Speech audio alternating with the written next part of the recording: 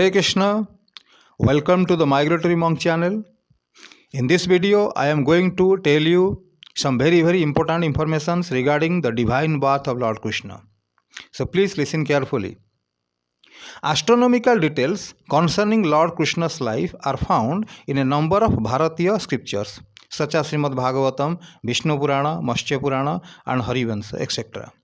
According to all these, Lord Krishna was born in the cyclic year known as Srimukha, on the 8th day of the dark half of the month of Shravana, August. When he disappeared, his age was 125 years. He died, according to the materialistic point of view, exactly on the day that the Kali Yuga began. On February 18, 3102 BC, Lord Krishna was born 125 years before that date. That gives us the time 3227 or 3228 BC as the year of Lord Krishna's birth. So the time and date of Lord Krishna's birth is already known. His birth is celebrated all over Bharat. He was born exactly at the stroke of midnight.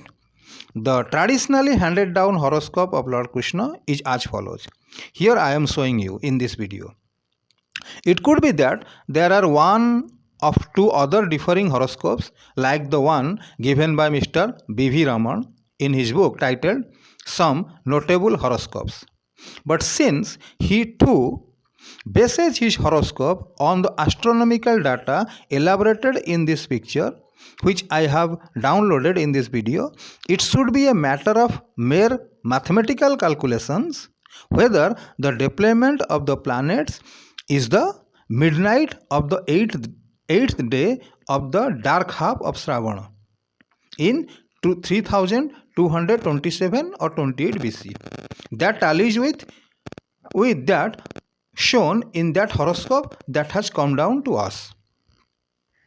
Some Western scholars and their native disciples have felt that in ancient times Bharatiyas were so obsessed with horoscopes that they fabricated astral charts for all their heroes and deities, and in each one of them the planets were placed in their own or exalted houses. That is the general allegations. If we critically examine the above statements, we can point out many flaws in it. These scholars should know that the practice and preparing and safekeeping of astral birth chart for every individual born has been very ancient, widespread and strictly adhered to in Bharat. That is our very ancient tradition. It is not therefore right to suspect all horoscopes. It could be that an over enthusiastic frivolous author not being able to lay his hands on the genuine horoscope once in a while introduced a fictitious one. But in such cases, even if 2, 3 or more horoscopes are found to be in vogue, there are various ways of identifying which is the correct one. The best method would be to find out the position of the astral bodies from ancient ephemeris or mathematical calculation, if the date, year and time of birth are known. Secondly, some elementary conclusions reached from reading the horoscope could be tallied with the events of the subject's life. As to placing planets in own or exalted houses, it must be observed that the planets of extraordinary persons are invariably in extraordinary positions. Had that not been so, those individuals would never have displayed those qualities. It may also be pointed out that if at all fictitious horoscopes have been made, they can always be verified by referring to the actual astral development at the time of the individual's birth.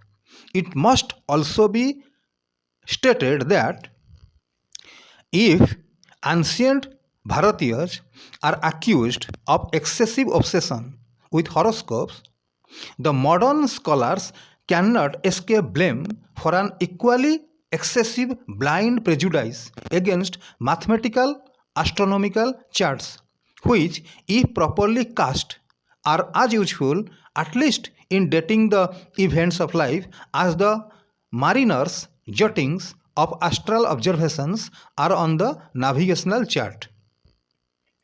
Those with no acquaintance with astrology had also better note that it is not easy to fabricate a horoscope.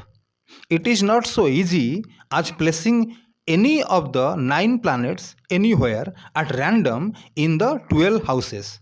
If a novice does it, he can easily be found out by even a cursory glance. For instance, if the nodes are not placed opposite each other, or Mercury is not within one house, or Venus within 2 houses of the Sun, or if the Sun is not in its proper place in the horoscope for a given birth time, date, and month. Even if an expert fabricates a horoscope, it can still be verified with reference to the ephemeris, the age of the subject, and events of life and his appearance, etc. Astrology and astronomy are mathematical science, and any fooling with them can be immediately exposed. So, speaking broadly about Lord Krushna's horoscope cited above, one finds that almost all the planets are in their own or exalted positions. Such a personality is verily a godhead, whose spiritual aura compels universal homage. Another very striking and infallible feature is that the exalted moon in Taurus ascendant, which gives the subject a very attractive personality. That is why Lord Krishna is known as Mohan, the most attractive. Modern bias against ancient astral data, though based on the best of intentions, has yet led to the very opposite results. It is not unlikely that the modern abhorrence of astral data has resulted in foisting false dates and implanting unwarranted chronology in Bharatiya history. Modern scholarship had therefore better learn to live with Bharatiya astral data. There can be no harm done in that. At least critically examining such data and accepting its inference as a possible answer where other indications too do not point out to any decisive conclusion. In fact, if astral notings are found to be accurate, there can be no better proof for dating historical events and personalities, because eras may change and could be lost track in the hurly-burly of history, but astral notings could be always identified by mathematical calculations. Ancient Bharatiyas rather deserve to be congratulated for their uncanny historical sense in noting astral data for individuals and events, rather than get cursed and be suspected of innocent fun or not so innocent horoscopic forgeries. All those having anything to do with Bharatiya historical research should therefore be prepared to accept the great antiquity of the Aryan civilization and the utility of recorded astral data. No genuine historical research of any kind of any country is possible by scholars hating and suspecting a country's people and their ancient sacrosanct traditions, whether it is history or spiritual knowledge. An unmistakable indication of the immense antiquity of the Bharatiya civilization is afforded by the historical probe of Bharatiya medicine, dancing, music, and astronomical mathematics. no matter how far back we go, we will find those arts and sciences as fully developed branches of study. Not to talk of being able to trace their origin. We do not even come across any period when those arts and sciences were in their formative stages. As we go back tracing their history, we find every mastero referring to some old master along an unending trail reaching back into untraceable antiquity. Thank you very much for watching my video. It should not, therefore, surprise historians if, as indicated by Lord Krushna or Lord Ramos for that matter, horoscopes that Bharatiya civilization is millions of years old. That antiquity should not be denied only because it does not fit in with the medieval presumption that human civilization itself has a very recent origin, which comes from the monkeys, according to the Darwin.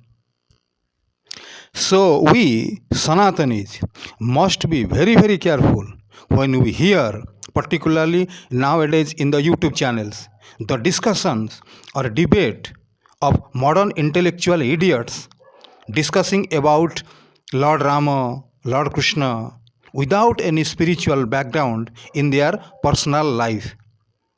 So, my dear friends, be careful. Hare Krishna. So we Sanatanis must be very, very careful when we hear the discussion or debate of modern intellectual idiots discussing about Lord Rama and Lord Krishna without any spiritual background in their personal life. Thank you very much. And once again, thank you very much for watching these videos.